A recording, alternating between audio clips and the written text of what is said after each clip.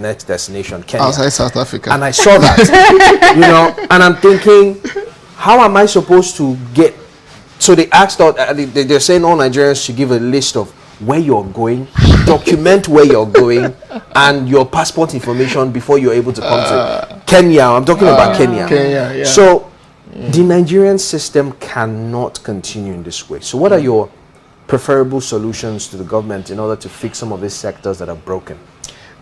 Giving this government a solution is like pouring water on a rock, because the situation of the average Nigerian youth favors them.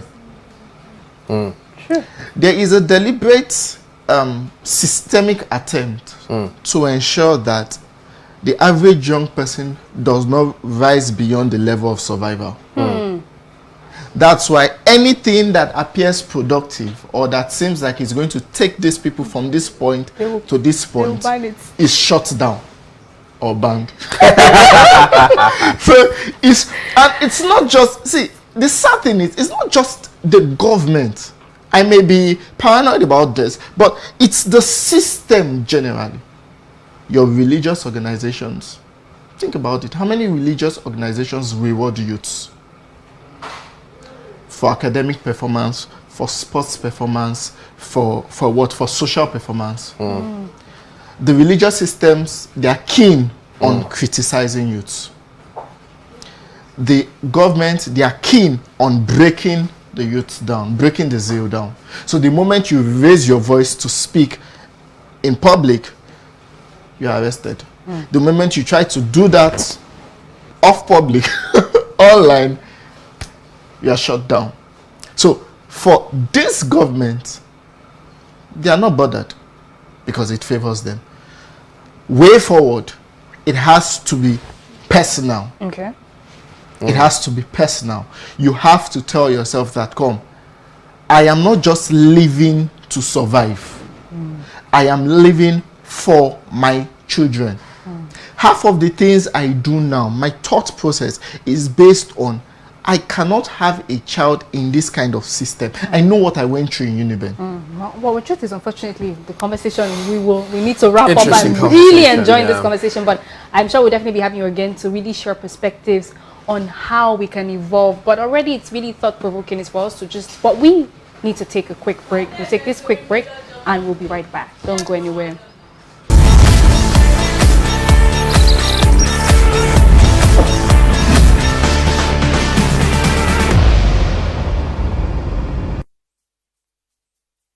Right. Welcome back, guys. Welcome back. Silverbird today, and still talking with my man. I have a friend whose own is Airhunuoje. Airhunuoje. Okay. I think it's Airhunuoje, yes. Still from Edo as well. Yeah, okay. So we had to go on that quick break and come back in.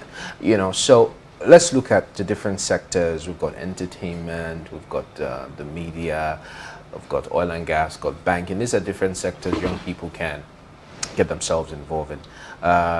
With the ban on Twitter and the seemingly disdain, I use the word loosely, seemingly disdain for social media, how can young people use that tool better? Because let's be fair, the politicians, or would I say the government's got a little bit of, would I say, credence to what they're saying. A lot of fake news on social media, people post things indiscriminately without even figuring out fact from fiction.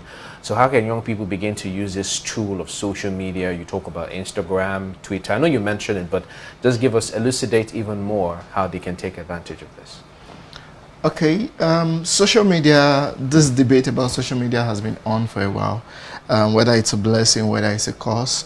But the truth is, it's a blessing. And fine, there are facts that every government will bring up to justify whatever positions they are taking. But we know the undertones of everything beyond the facts. As a young person in entertainment, for example, how many videos have you been able to do with your phone to show that you are actually interested in broadcasting? with your Instagram life? How many interviews have you done on your own? What have you done?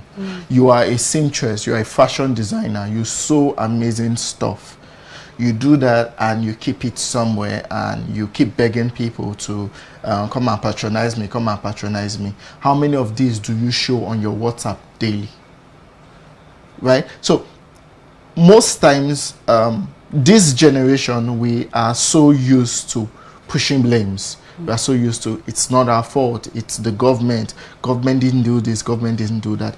My parents didn't do this. Question is, what are you doing? What are you doing? And that's my pain about education. We feel that being a graduate is enough. So you ask someone, for example, how much do you want to be paid? They'll tell you 150, 120, 200. Some are even bold to say 250. Not the experience. The question is, can you produce half of that? You are into environmental and clear environment, clean habitation, whatever it is. In your local environment, how many of those young boys have you gathered together and say, okay, this Saturday, let's clean this place, let's do this, let's do that, take pictures of that, put it online, and send a pic and send your CV to last was Lagos State Waste Management, Loma. Send your CV there and see if you won't be employed. So there's so much we can do with social media beyond gossip, beyond what we all love to talk about. As you're talking, people are looking at you. I'll bite this uncle's ear now. I'm telling you, bite his nose off. And there's so much you can learn. You can learn so much from YouTube. You can learn so much from Instagram. You can learn so much from Twitter. You can learn so much from Google. Everything, there are courses you can take. Right. Because we need to wrap up conversation. We have less than a couple of minutes to go. And for me, this is just the caps on it. There's so much that we can do as young people. And what's the last word you have for young people? Last brief Anyone words. watching who wants to get inspired? Short words. Basically, there's no time. There's no time. The life of a youth is fleeting. Before you know, you're an old man. So take advantage of. Take advantage of now. She's already an old lady. I'm not an old lady. I'm a young. We started this show by analyzing her age.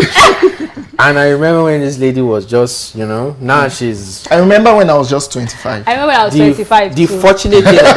I remember when I was... The fortunate thing about it, she doesn't look her age. If I tell you her age, you scream. If I tell you mine, you shout. Oh my goodness.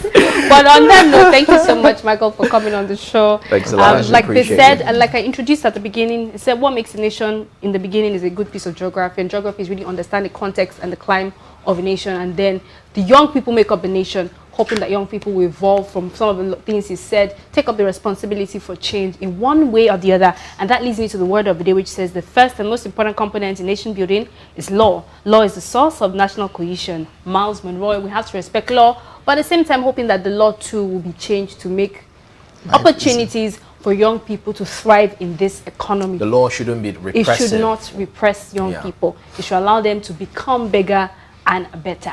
So I hope you guys had an amazing time with us on the show. I did. I learned a lot, right? Yeah, and I learned that you're going to be, wow. You what? You're going to be so old in a bit. You learned that I'm going to be so old in a bit. Yes. You're going to be thinking I'm old. Oh, no, not old. I'm still very young. So you're an old woman. No. Really? She's young and beautiful. I'm young and beautiful. Okay, guys, so please remember, if MBGN, it's just 2 more days left, so please make sure you register. Go pick that form up. Don't be told, all right? In 2 days, it'll be over. You'll be able to participate. You want to be part of the most beautiful girl in Nigeria beauty pageant coming up in September. All you need to do is go pick that form now. Form ends June 30th, which is in less than 48 hours or more. So on that note, this is what we talk about. Over the weekend, it was Ngub's birthday. Who's Ngub's? Oh, yeah. Arthur Ngub's. Okay, it was his birthday. I said I was going to do this on air. He didn't believe me. So wish you a happy birthday, long life. And also, Francis welcomed a baby girl. Yeah. Ooh. So it's double congratulations to Arthur and also Francis. Call him Papa Kamzi now. That's his brand new name. Oh, daughter's name is Kamzi? That's the baby's name. Kamzi Chuku.